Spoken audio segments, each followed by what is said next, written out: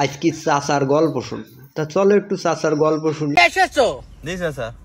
ইংরেজি দেশ থেকে? জি চাচা। ঠিক আছে, শোনো। হ্যাঁ বলো তাহলে আজকের তুমি নদীর গল্পটা বলো। নদীর গল্প আর কি শুনবা? এই নদী তোমরা তো এখন দেখতেছ ছোট।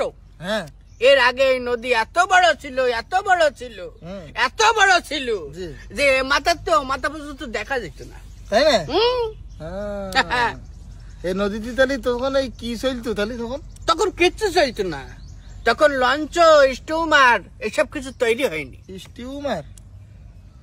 তাহলে স্টিমার, হ্যাঁ স্টিমার তৈরি হয়নি। তাহলে যাতায়াত করতে কিভাবে তোমরা? এই জায়গায় তো গল্প টুইস্ট, তাই না? তাহলে বলো। তোমার ওই সময় মাছ ছিল, মাছের ঘাড়ে উঠি আমরা এপারতে ওপারে যেতাম। কি মাছ সে তাহলে? কি নাম কি তার সে মাছের? ওই মাছের নাম আছে, ওই যে ম্যাজিক খেলা দেখায় টিভিতে দেখায় যে এরকম করি করি, ওই মাছের নাম কি? তালপিন। তালপিন মাছ। এই কি করছো তুমি? তালপিন আবার মাছ না, ডলফিন মাছ হতে পারে। ওইটাই নাম ডলফিন এখন হয়েছে, আগে ছিল তালপিন।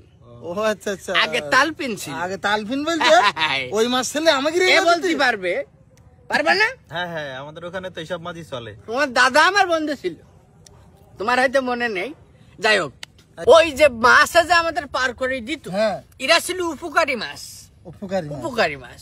আচ্ছা, এই মাছের আমরা আবার দাঁত মাজাই দিতাম। আর ক্ষতিকরী মাছও ছিল না? ছিল, তাই না? ওগুলোকে কামড় বলতো। কামড়।